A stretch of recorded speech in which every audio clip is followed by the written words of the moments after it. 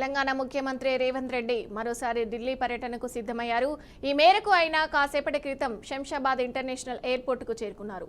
రేపు దేశ రాజధాని ఢిల్లీలో ఉపరాష్ట్రపతి ఎన్నికల పోలింగ్ జరగనున్న నేపథ్యంలో సీఎం రేవంత్ రెడ్డి హస్తినా టూర్ ప్రాధాన్యత సంతరించుకుంది. ఓటింగ్ సందర్భంగా వ్యవహరించాల్సిన తీరుపై రాష్ట్రం నుంచి ఎన్నికైన కాంగ్రెస్ ఎంపీలకు ఆయన దిశానిర్దేశం చేయనున్నారు. అదేవిధంగా రేపు సాయంత్రం కాంగ్రెస్ పెద్దలతో సీఎం చంద్రబాబు భేటీ అయ్యే అవకాశం ఉన్నట్లుగా తెలుస్తుంది.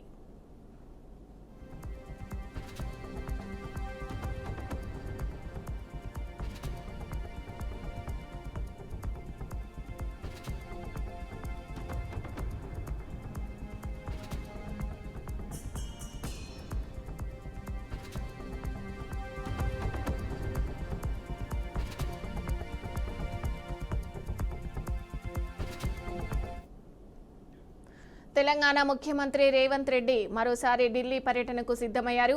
ఈ మేరకు ఆయన కాసేపటి క్రితమే శంషాబాద్ ఇంటర్నేషనల్ ఎయిర్పోర్టుకు చేరుకున్నారు.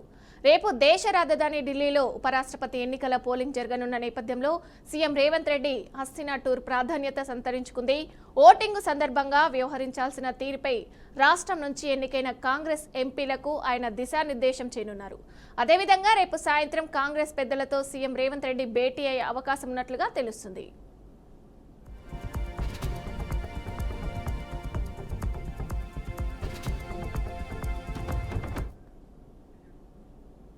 అనంతపురం జిల్లాలో సూపర్ 6 సూపర్ హిట్ సమావేశం కోసం ఏర్పాటు జోరుగా సాగుతున్నాయి. ఈ నెల 10న జరగనున్న ఈ కార్యక్రమానికి సంబంధించిన పనులను మంత్రి పయ్యావుల కేశవ్ ప్రత్యక్షంగా సమీక్షించారు. సమావేశ స్థలం, గ్యాలరీ ఏర్పాట్లు పరిశీలించిన ఆయన కార్యక్రమం ప్రత్యేక గుర్తింపు పొందనున్నారు. కూటమి ప్రభుత్వం ముందుకు తీసుకొచ్చిన సంక్షేమ చర్యలు ప్రజల్లో మంచి స్పందన పొందుతున్నాయని చెప్పారు. బీజేపీ, జనసేన, టీడీపీ నేతలు, కార్యకర్తలు పెద్ద సంఖ్యలో ఈ సభలో పాల్గొని విజయవంతం చేయాలన్నారు. అనంతపురంలో హద్రినివా కాల్వ విస్తరణ 100 రోజుల్లో పూర్తి అవుతుందని మంత్రి తెలిపారు.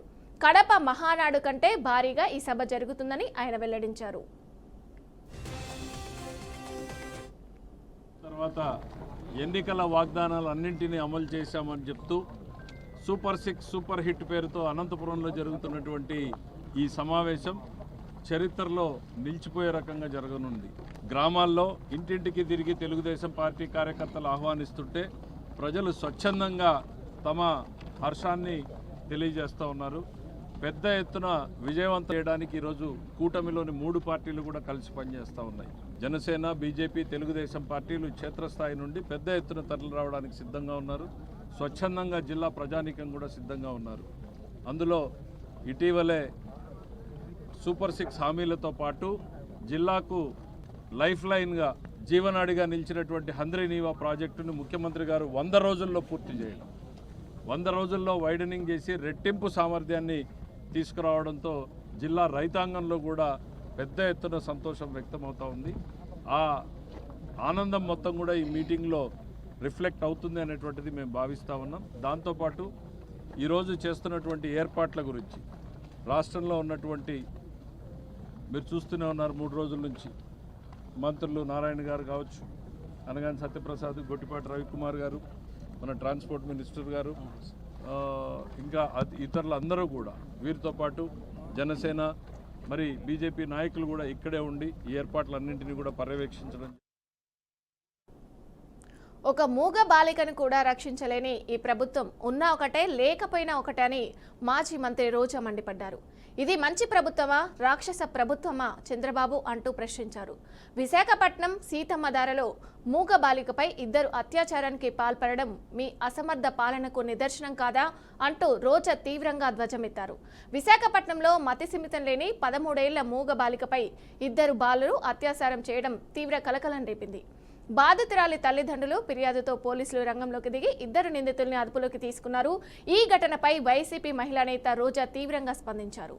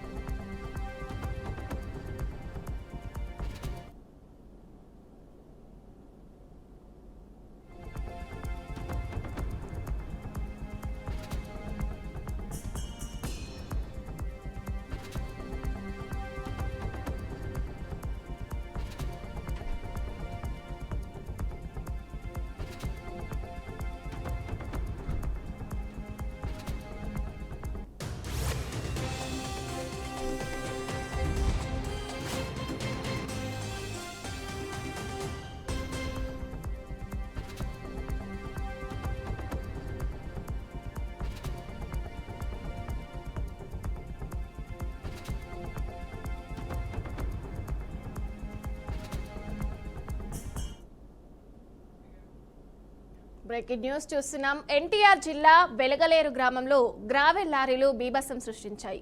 అతివేగంతో దూసుకు వచ్చిన గ్రావెల్ టిప్పర్లు ఓ వ్యక్తిని ఢీకొట్టాయి.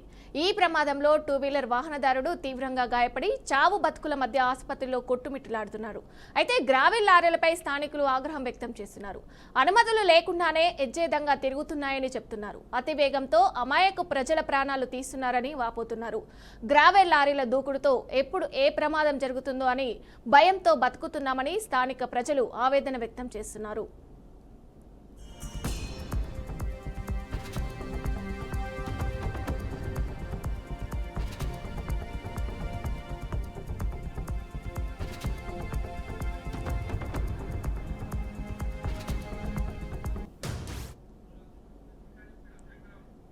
ఎన్టీఆర్ జిల్లా వెలగలేరు గ్రామంలో గ్రావెల్ లారీలు బీభత్సం సృష్టించాయి. అతివేగంతో దూసుకువచ్చిన గ్రావెల్ టిప్పర్లు ఓ వ్యక్తిని ఢీకొట్టాయి. ఈ ప్రమాదంలో 2-వీలర్ వాహనదారుడు తీవ్రంగా గాయపడి చావు బతుకుల మధ్య ఆసుపత్రిలో కొట్టుమిట్టులాడుతున్నారు. అయితే గ్రావెల్ లారీలపై స్థానికులు ఆగ్రహం వ్యక్తం చేస్తున్నారు. అనుమతులు లేకుండానే ఎచ్చేతంగా తిరుగుతున్నాయని చెప్తున్నారు. అతివేగంతో అమాయకు ప్రజల ప్రాణాలు తీస్తున్నారని వాపోతున్నారు. గ్రావెల్ లారీల దూకుడుతో ఎప్పుడు ఏ ప్రమాదం జరుగుతుందో అని భయంతో బతుకుతున్నామని స్థానిక ప్రజలు ఆవేదన వ్యక్తం చేస్తున్నారు. ఇక ఇదే విషయానికి సంబంధించి పూర్తి సమాచారం మా ఏపీ బ్యూరో చీఫ్ ఈశ్వర్రావు అందిస్తారు. జీ కొండూరు మండలం వెలగలేరు గ్రామంలో గ్రావెల్ టిప్పర్లు బీభత్సం సృష్టించాయి. గ్రావెల్ లారీల బీభత్సంలో ఒక వ్యక్తికి తీవ్ర గాయాలయ్యాయి. చావు బతుకుల మధ్య కొట్టుమిట్టాడుతున్న 2-వీలర్ వాహనం తోలినటువంటి వ్యక్తిని స్థానికులు ఆసుపత్రికి తరలించే ప్రయత్నం అయితే చేస్తున్నారు. జీ కొండూరు పోలీస్ స్టేషన్ పరిధిలో ఈ ప్రమాదం చోటు చేసుకుంది. ఎలాంటి అనుమతులు లేకుండానే యథేచ్ఛగా ఈ గ్రావెల్ లారీలు తిరుగుతున్న నేపథ్యంలో చుట్టుపక్కల గ్రామాల ప్రజలు ప్రాణాలు అరచేతిలో పట్టుకొని బిక్కుబిక్కుమంటూ కూడా బతకాల్సిన పరిస్థితి కనిపిస్తుంది. గ్రావెల్ లారీల దూకుడుతో చుట్టుపక్కల ఉన్న గ్రామాల ప్రజలైతే తీవ్ర భయభ్రాంతులకు గురవుతున్నారు. పెద్ద ఎత్తున ఘర్షణ వాతావరణం కూడా వెలగలేరు గ్రామంలో అయితే జరుగుతుంది. గ్రామంలో ఉన్నటువంటి స్థానిక ప్రజలందరూ కూడా పెద్ద ఎత్తున ఆగ్రహం వ్యక్తం చేస్తున్నారు. అటు పోలీస్ అధికారులు కావచ్చు, రెవెన్యూ సిబ్బంది కావచ్చు, కాసులకు కక్కుర్తిపడి చోద్యం చూస్తున్నారని స్థానికంగా ఉన్నటువంటి గ్రామస్తులైతే విమర్శలు చేస్తూ ఉన్నారు. అయితే పెద్ద ఎత్తున విమర్శలు కూడా వస్తూ ఉన్నాయి. ఏదైతే కొండపల్లి ప్రాంతం నుంచి కూడా ఎలాంటి అనుమతులు లేకుండా ఈ గ్రావెల్ మొత్తం కూడా విజయవాడ ప్రాంతానికి తరలిస్తున్నట్టు కూడా అక్కడ ఉన్నటువంటి స్థానికులు తెలియజేస్తున్నారు. అయితే గ్రామాల్లో నుంచి అతివేగంగా వెళ్తున్నటువంటి ఈ టిప్పర్లు ఏదైతే ఉందో ఆ టిప్పర్లకు సంబంధించినటువంటి డ్రైవర్లు పూర్తి స్థాయిలో శిక్షణ లేకపోవడం, కండక్టర్లే ఆ లారీలను కూడా తోలటం, ఏదైతే ఈ టిప్పర్లు ఉంటాయో ఆ టిప్పర్లకి ఫోన్ నెంబర్లు కూడా టిప్పర్లకు సంబంధించినటువంటి ఏదైతే వెహికల్స్ కి సంబంధించినటువంటి నెంబర్లు కూడా సక్రమంగా లేకపోవడంతో అనేక అనుమానాలకు తావుతీస్తుంది. ఒకే నెంబర్తో 10ల సంఖ్యలో బళ్ళు కూడా తిప్పుతున్నట్లు అనుమానాలు ఉన్నాయి. ఎందుకంటే ఇదంతా కూడా విజయవాడ చుట్టుపక్కల ప్రాంతాలకి గ్రావెల్ మొత్తం కూడా తరలిస్తూ ఉన్నారు. సాయంత్రం పూట అర్ధరాత్రి పూట కూడా యథేచ్ఛగా 100ల సంఖ్యలో ఈ టిప్పర్లు తిరుగుతున్నప్పటికీ కూడా రెవెన్యూ సిబ్బంది మాత్రం కళ్ళుండి కబోదిగా వ్యవహరిస్తున్నారన్న విమర్శలు కూడా వినిపిస్తున్నాయి. ఇప్పటికైనా సరే అధికారులు స్పందించి నిబంధనలకు విరుద్ధంగా అక్రమంగా గ్రావెల్ తరలిస్తున్నటువంటి వాహనాలపై వాటికి సంబంధించినటువంటి గ్రావెల్ తవ్వకాలు చేస్తున్నటువంటి వ్యక్తులపై కూడా కఠిన చర్యలు తీసుకోవాలని స్థానిక ప్రజలు కూడా డిమాండ్ చేస్తున్నారు. ఈ రోజు వెలగలేరు గ్రామంలో ఏదైతే అక్రమంగా తరలిస్తున్నటువంటి గ్రావెల్ టిప్పర్లు చేసినటువంటి బీభత్సంలో ఒక వ్యక్తికి తీవ్ర గాయాలయ్యాయి. ఆయన చావు బతుకుల మధ్య కొట్టుమిట్టాడుతూ ఉన్నాడు. అతన్ని స్థానికులు ఆసుపత్రికి తరలించారు. అయితే పోలీసులు రంగప్రవేశం చేశారు. ఈ ఘటన ఎలా జరిగింది ఏంటనే దాని మీద ఎంక్వైరీ చేస్తున్నప్పటికీ కూడా ప్రతిరోజు కూడా ఇదే తంతుగా ఈ టిప్పర్లన్నీ కూడా యథేచ్ఛగా తిరుగుతూ ఉన్నాయి. అతివేగంతో తిరుగుతూ ఉన్న నేపథ్యంలో చుట్టుపక్కల ఉన్న గ్రామాల ప్రజలైతే తీవ్ర భయభ్రాంతులకు గురవుతున్నారంటూ కూడా బీఆర్కే న్యూస్ కి చెప్పడం జరిగింది. ఇప్పటికైనా సరే రెవెన్యూ అధికారులు స్పందించి నిబంధనలకు విరుద్ధంగా ఈ గ్రావెల్ మాఫియా నడుపుతున్న వ్యక్తులపై కఠిన చర్యలు తీసుకోవాలని వెలగలేరు గ్రామ ప్రజలైతే డిమాండ్ చేస్తున్నారు. Okay, thank you Eshwar.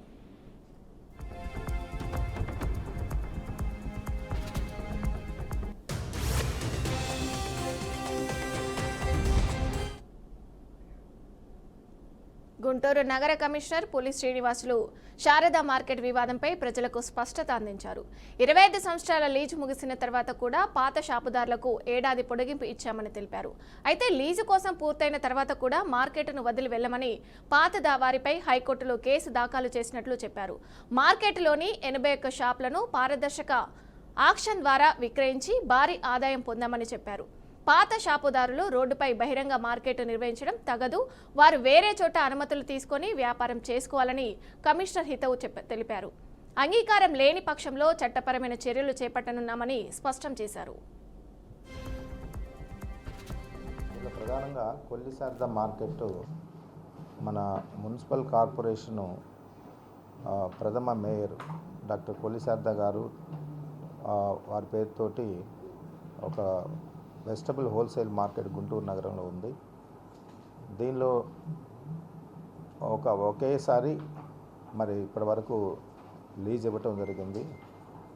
ఆ లీజ్ అనే వాళ్ళు దాదాపు 88 షాపుల్లో 81 షాపులకు సంబంధించి లీజ్ పీరియడ్ అయిపోయింది. 25 ఇయర్స్ గవర్నమెంట్ నామ్స్ ప్రకారం, గౌరవ సుప్రీంకోర్టు గైడ్లైన్స్ ప్రకారం, మన స్టేట్ గవర్నమెంట్ ఇచ్చినటువంటి గైడ్లైన్స్ ప్రకారం 25 ఇయర్స్కి లీజ్ అయిపోతుంది. అంటే 25 ఇయర్స్కి ఎవ్రీ 3 ఇయర్స్కి రెంట్ ఎన్హాన్స్ చేసుకుంటూ 25 ఇయర్స్ దాకా ఒక లీజ్ హోల్డరు ఏదైనా ఒక షాప్ని అనుభవించవచ్చు.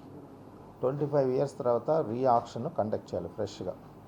ఈ క్రమంలో లాస్ట్ ఇయర్ అంటే 2024 మే తోటి కొల్లి శారదా మార్కెట్లో ఒక 81 మందికి 25 సంవత్సరాలు అయిపోయినట్లుగా గుర్తించి వాళ్ళందరికీ కూడా నోటీసులు ఇవ్వటం జరిగింది. దీనిలో ప్రధానంగా కొల్లి శారదా పల్లెల ప్రగతికి ప్రభుత్వం ఎనలేని కృషి చేస్తుందని, కోట్లాది రూపాయలతో అభివృద్ధి పనులు కొనసాగిస్తుందని వైద్యారోగ్య శాఖ మంత్రి దామోదర రాజనరసింహ అన్నారు. మెదక్ జిల్లా టెక్నాల్ మండలంలో 28.67 కోట్ల రూపాయల నిధులకు మంత్రి దామోదర ప్రారంభోత్సవాలు, బీటీ రోడ్లకు శంకుస్థాపనలు చేశారు. సకల సౌకర్యాలతో మోడల్ స్కూళ్లను తీర్చిదిద్ది విద్యార్థులకు గుణాత్మక విద్యను అందించే దిశగా అడుగులు వేస్తున్నామని వెల్లడించారు. కంప్యూటర్ ల్యాబ్ వెంటనే ప్రారంభించాలని, కావాల్సిన అన్ని రకాల మౌలిక వసతులు కల్పిస్తామని హామీ ఇచ్చారు.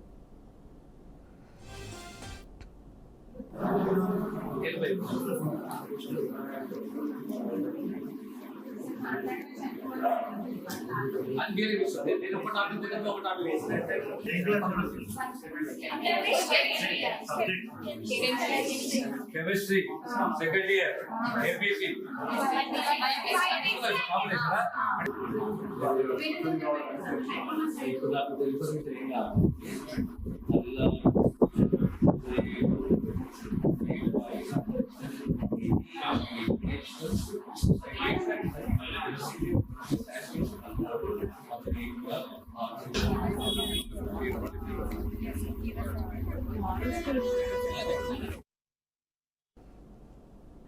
రాజన్న సిరిసిల్ల జిల్లా వేములవాడలో బీఆర్ఎస్ నియోజకవర్గ ఇన్ఛార్జు చల్మేడ లక్ష్మీ నరసింహారావు విలేకరులతో సమావేశం నిర్వహించారు.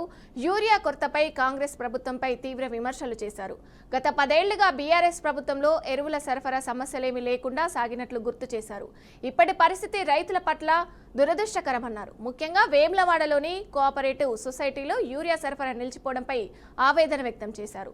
రైతులకు అండగా నిలిచిన బీఆర్ఎస్ నేతలపై కేసులు పెట్టడం ఆయన విమర్శించారు. రైతులు యూరియా అడిగితే కేసులైనా సమాధానం లేదా అని ప్రశ్నించారు. అలాగే వేములవాడ గుడి అభివృద్ధి పనులను సమ్మక్క సారక్క జాతర, దసరా వంటి ఉత్సవాల తర్వాత ప్రారంభించాలని సూచించారు. కాళేశ్వరం ప్రాజెక్టుపై కాంగ్రెస్ నేతలు అవగాహన లేకుండానే అవినీతి ఆరోపణలు చేయడం బాధాకరమని అభిప్రాయపడ్డారు. సిరిసిల్ల జిల్లాలోని రైతాంగానికి ఇలా ప్రథమ సమస్య యూరియా సమస్య. మరి వ్యవసాయ సైంటిస్టులు చెప్తా ఉన్నారు, సరైన సమయంలో యూరియా వేయకపోతే 20 నుండి 30% దిగుబడి మరి తగ్గుతుంది అని చెప్తా ఉన్నారు. దీనికి బాధ్యత ఎవరు వహిస్తారు అని గౌరవ శాసనసభ్యులు అడుగుతా ఉన్నాను. మీ గ్రామమైన రుద్రంగి గ్రామంలో నెల 15 రోజుల ముందు రైతులు వాళ్ళ బాధను వ్యక్తపరిస్తే మీరు తెల్లారిపోయి వాళ్ళని తీసుకొచ్చి మరి మళ్ళీ ఒక్కసారి మాకు సక్రమంగా ఉంది అని చెప్తే నెల 15 రోజుల తర్వాత ఇవాళ కూడా అదే పరిస్థితి కొనసాగుతూ ఉంది. దీనికి మీరు బాధ్యత వహించాల్సిన అవసరం ఉంది. సిరిసిల్ల జిల్లాలో సుమారుగా మరి 21,000 మెట్రిక్ టన్నుల యూరియా అవసరం ఉంటే ఇప్పటి వరకు వచ్చింది 15,000 మెట్రిక్ టన్నులే. ఇది అఫీషియల్ గా మరి మాకు అందిన సమాచారం ప్రకారం. ఇంకా 6,000 మెట్రిక్ టన్నుల యూరియా అవసరం ఉన్నది. మరి ఎప్పుడు వరకు వస్తుంది అని మీ ద్వారా వారిని ప్రశ్నిస్తా ఉన్నాం. దీనికి బాధ్యత గౌరవ శాసనసభ్యులు శ్రీనివాస్ గారు మరి తీసుకోవాల్సిన అవసరం ఉందని మీ ద్వారా తెలియజేస్తాను.